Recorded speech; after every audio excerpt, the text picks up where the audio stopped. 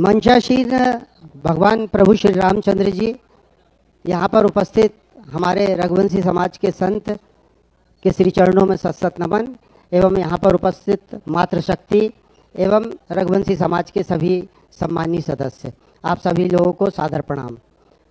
चूँकि समय बहुत कम है और मुझे लगता है कि ऐसा कोई भी विचार यहाँ पर नहीं बचा है कि जिसको यहाँ पर बोला जाए, लेकिन एक विचार मुझे ऐसा लगा कि वो कहीं ना कहीं छूट गया है, वो आप लोगों से पहले शेयर कर लूँ, फिर मैं अपने जो मुझे आदेश हुआ उस बात को मैं लेकर आऊँगा। कि यहाँ पर एक बच्चों की पढ़ाई के लिए, जैसा अभी बीच में बात आई थी कि एक बच्चा अभी आईएएस सेलेक्ट हुआ है, तो ये एक बड़े खुशी की बात है कि बड़े लंबे समय के बाद में कोई एक हमारे समाज का आईएएस बना है। तो लेकिन इसके लिए समाज का एक ऐसा कोई मंच होना चाहिए, जो मैंने अभी एक जैन समाज में देखा कि उन लोग पूरे मध्य प्रदेश के बच्चों में से 40 बच्चों का सिलेक्शन करते हैं और 40 बच्चों को समाज की ओर से आईएएस की तैयारी करवाई जाती है। सिर्फ रहने खाने की जो व्यवस्था होती है वो स्वयं करते हैं, बाकी पढ़ाई के लिए जो अच्छे से अच्छे टीचर्स की जो व्यवस्था की जाती है, तो एक ऐसी व्यवस्था हमारे संगठन के द्वारा होना चाहिए कि जो बच्चों को कम से कम 20 बच्चों को ऐसे निकाले, क्योंकि क्या हर परिवार ऐसा संपन्न नहीं है कि वो बच्चों की आईएएस की तैयारी करवा सके, लेकिन फिर भी ऐसी कई विभूतियाँ गांव में हैं। जैसे मैंने खुद अभी देखा कि एक बच्ची बहुत ब्रिलियंट है, लेकिन उसके पिता के पास इतना पैसा नहीं है कि वो डॉक्टरेट वगैरह या किसी के लिए पैसा खर्च कर सके। अपन भी मदद करने जाएंगे तो एक सीमा तक मदद कर सकते हैं, लेकिन बहुत ज़्यादा मदद करने की स्थिति में कोई भी नहीं रहता है। तो इसके लिए एक प्लेटफॉर्म, अपने इस प्लेटफॉर्म के माध्यम से एक प्रयास होना चाहिए। तो ये सब बड़ी बड़ी बातें यहाँ पर हम लोग सब कर रहे हैं कि भाई भवन भी होना चाहिए और ये व्यवस्था, बच्चों की पढ़ाई की व्यवस्था भी होनी चाहिए और बहुत सारे खर्चे की व्यवस्था। तो अगर इन सारी व्यवस्थाओं को देखें तो कम से कम 4 से 5 करोड़ रुपए पर ईयर हमारे संगठन को आमदनी होनी चाहिए। लेकिन अगर हम जब समाज के सामने ये चंदा लेने के लिए जाएंगे कि समाज को बोलेंगे कि भाई इन सब कार्यों के लिए पैसा दो, तो हो सकता है कि आज जोश जोश में एक बार हमको पैसा दे दे समाज, लेकिन जब बार बार जाएंगे तो समाज ये कहेगा कि चंदा मामा आ गए और हमसे लोग कनाए होने लगेंगे। तो हमको हमारे संगठन के पास पैसे की व्यवस्था बनाने की अति आवश्यक है। पिछली मीटिंग में मैंने ये बात रखा था, क्योंकि मुझे आज के ये आयोजक जो हैं इन लोगों की तरफ से आदेश हुआ था कि आप एक छोटी सी प्लानिंग इसके लिए लेकर आना, तो वो प्लानिंग के साथ में मैं यहाँ पे बात रख रहा हूँ, लेकिन चूंकि समय का अभाव है तो उसको मैंने पूरा शॉर्ट कर दिया। एक मैंने पूरी फाइल बनाकर लेकर आया था, अब वो फाइल नहीं दिखा रहा हूँ, उसको शॉर्ट में मैं बता देता हूँ कि हमारे समाज में अगर हम प्रति व्यक्ति देखते हैं, जैसे मैं अगर एक छिंदवाड़ा का उदाहरण लेता हूँ, मैं छिंदवाड़ा से हूँ, मेरा परिचय है मुनींद्र चौधरी, मेरा पैसे से मेरा मेडिकल होलसेल का काम है। तो मैं अगर छिंदवाड़ा की बात करूं तो छिंदवाड़ा में 5000 परिवार रहते हैं। अब 5000 परिवार रहते हैं तो अगर उसमें से मैं 1000 परिवार को भी अगर अपने संगठन का मेंबर बना लेता हूं, तो संगठन का मेंबर बने तो उसके लिए हमने एक परिकल्पना किए थे, पिछली मीटिंग में भी ये परिकल्पना किए थे अवध स्टोर की। अवध स्टोर भी सिर्फ नाम इसलिए रखा गया था कि उससे सामाजिक बू नहीं आना चाहिए कि हमारा समाज का संगठन है, काम समाज का होगा, लेकिन चूंकि बिजनेस की बात है तो उससे समाज के अलावा भी हमको दूसरे बिजनेस को लेना है, इसलिए उसका नाम अवध स्टोर रखा गया।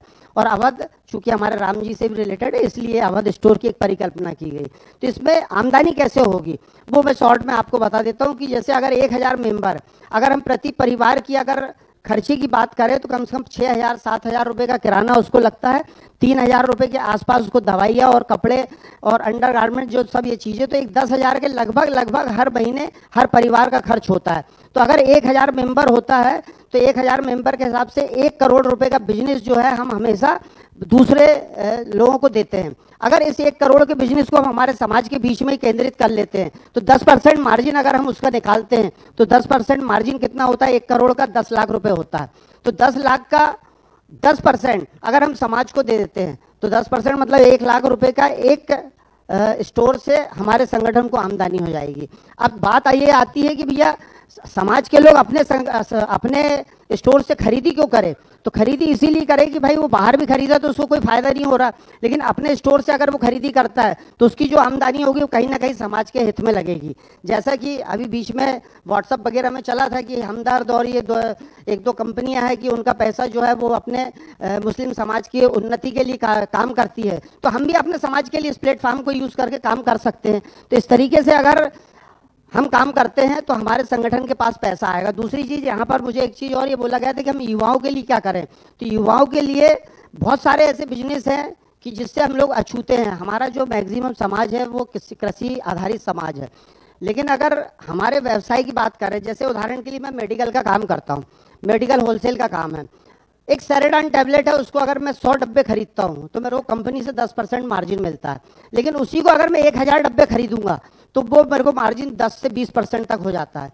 तो अगर 18 जिलों में हमारे रघुवंशी रहते हैं और 18 जिले में अगर 18 होलसेल की दुकानें खुल गई और 18 का परचेजिंग अगर मिलकर की गई तो हमारा मार्जिन बढ़ जाएगा।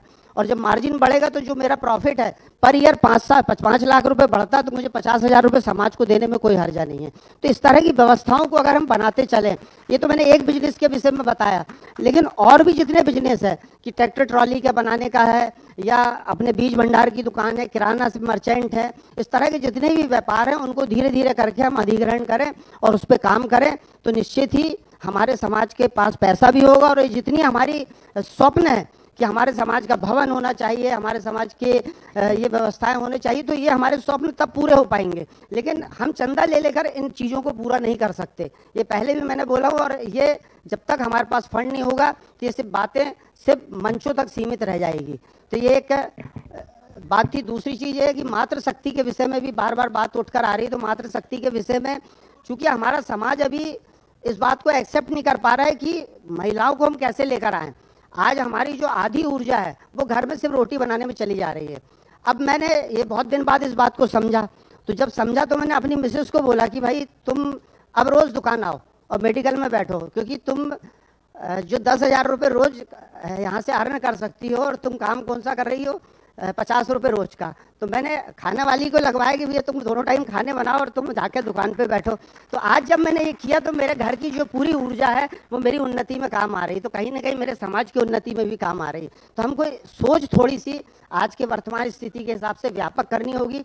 लेकिन चूंकि हम समाज के बीच में रहते तो कई बार हम इस चीज़ से घबरा जाते हैं कि समाज क्या कहेगा। लेकिन समाज को इससे कोई मतलब नहीं है कि आप क्या कर रहे हो। आप अच्छा अगर करोगे तो आपको समाज सम्मान करेगा ही, लेकिन उसके लिए पहल करने की आवश्यकता है। तो इस तरह के तरीके से अगर हम अपने विचार को थोड़ा व्यापक करते हुए काम करेंगे, बातें बहुत सारी थी, बहुत सारा मैंने मसाला लेकर आया था, लेकिन सारे विचार यहाँ पर आ गए। एक विचार मैं और एक कहना चाहता हूँ कि हमारे सामने हमारे संत बैठे हुए हैं, जो बड़े बड़े समाज है, जैसे पंजाबी समाज कह लो, जंगी समाज कह लो, इनके संत होते हैं। तो ये जब संत होते हैं तो उनका पूरा सम्मान, जैसे अगर रामचंद्र जी की बात करें तो उनके जो गुरु हैं वशिष्ठ जी, उनका पूर्ण सम्मान उनके समाज में था, उनका पूरा ग्लैमर उनके समाज में था। तो क्या हुआ कि राम जी किस ऊंचाई पर पहुंचे। तो आज हमारे बीच में कनक बिहारी दास जी महाराज थे, जो आज शारीरिक रूप से नहीं है लेकिन सूक्ष्म रूप से आज हमारे बीच में है, और एक संत हमारे साथ में बैठे हुए हैं। तो ऐसे दो संत हैं।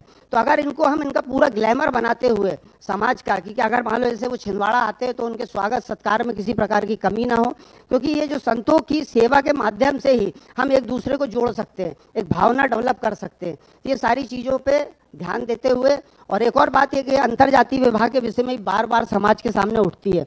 तो अंतर्जातीय विवाह की बात तो करते हैं हम लोग, लेकिन इसको रोकने के लिए और ये होता क्यों है इस विषय में हमारा कोई विचार नहीं होता। तो इस पर भी विचार करने का विषय है कि ये होता क्यों है, क्योंकि हमने हमारे बच्चों को ऐसा सामाजिक कोई प्लेटफॉर्म ही नहीं दिया कि वो एक दूसरे से मिले। वो मिलते हैं दूसरे समाज के लोगों से, तो उनका जाके दूसरे समाज में कनेक्शन होता है और अंतर्जातीय विवाह होता है। तो ये इसमें कहीं ना कहीं हमारे समाज की भी चूक होती है कि हमको हमारे समाज का प्लेटफॉर्म हमारे लोगों के बीच में मिलने जुलने के लिए भी होना चाहिए। आज जैसे इतनी बड़ी सभा हुई, इसमें हम लोग आए लेकिन हमारे बच्चे यहाँ पर नहीं आ पाए हैं, तो ये कहीं ना कहीं चूक हो रही है। तो हमारे समाज के प्रति उन बच्चों का आकर्षण नहीं हो पाता। चूँकि समय कम है तो मैं आप क्षमा चाहता हूँ। अगली फिर कभी की बैठक होगी तो वहाँ पर अपने पूरे विचार रखने का प्रयास करूँगा। बहुत बहुत धन्यवाद।